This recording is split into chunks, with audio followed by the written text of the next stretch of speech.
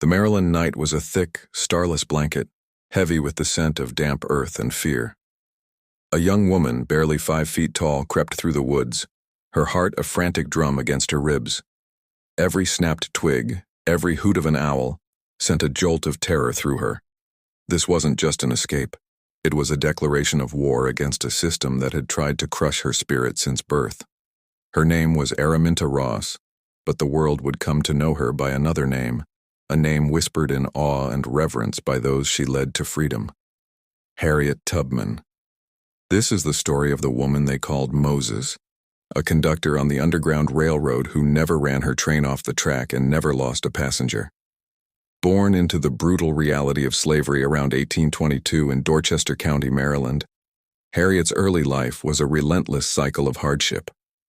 As a child, she was hired out to neighbors, enduring cruel punishments for the smallest infractions. One day, a simple trip to a dry goods store changed her life forever.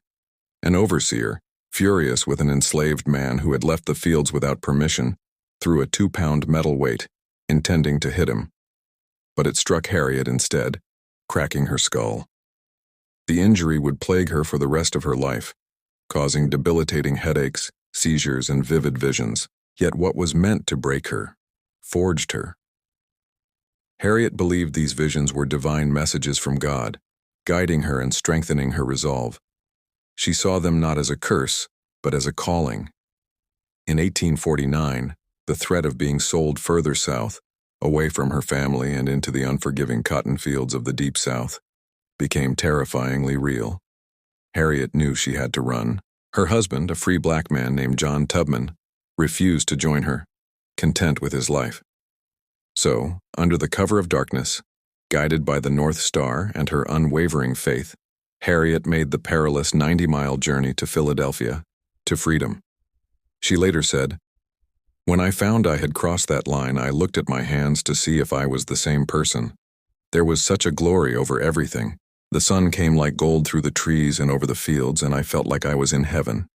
But her heaven was incomplete. Her family, her friends were still in bondage." Harriet made a vow. She would go back. And go back she did. Not once, not twice, but an estimated 13 times over the next decade. She became one of the most famous conductors on the Underground Railroad, a secret network of safe houses and brave allies.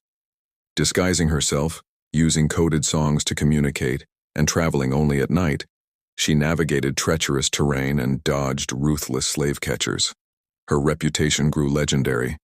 To the slaveholders, she was a terrifyingly elusive figure with a bounty on her head. To the enslaved, she was a savior, a symbol of hope. She carried a pistol, not just for protection against pursuers, but also to encourage any faint-hearted fugitives who thought of turning back, famously telling them, "You'll be free or die." Her methods were strict because the stakes were impossibly high.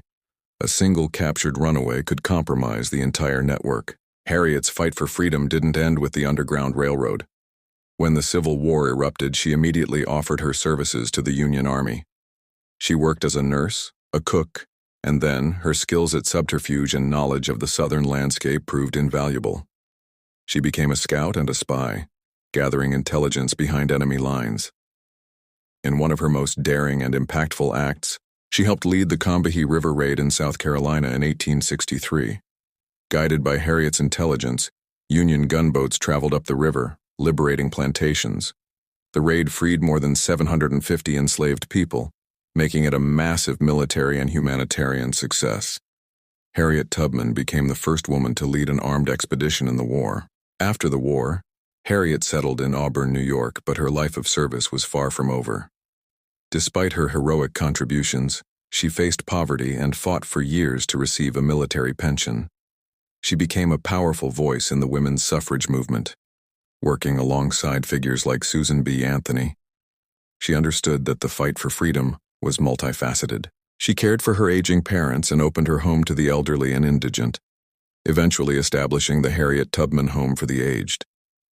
She spent her final years surrounded by the community she had built, a living testament to a life dedicated entirely to the liberation and well-being of others. Harriet Tubman passed away in 1913, but her legacy is immortal. She was a woman of immense courage, unshakable faith, and extraordinary resilience who rose from the depths of slavery to become a liberator of hundreds and an American icon. Her story is not just a chapter in a history book. It's a powerful reminder that one determined person, armed with conviction and compassion, can indeed change the world. She truly was the Moses of her people, leading them from the darkness of bondage into the promised land of freedom. Thank you so much for joining us on this incredible journey through history. If you were as inspired by Harriet Tubman's story as we are, please hit that like button and subscribe to our channel for more stories of the remarkable figures who shaped our world. We'll see you next time.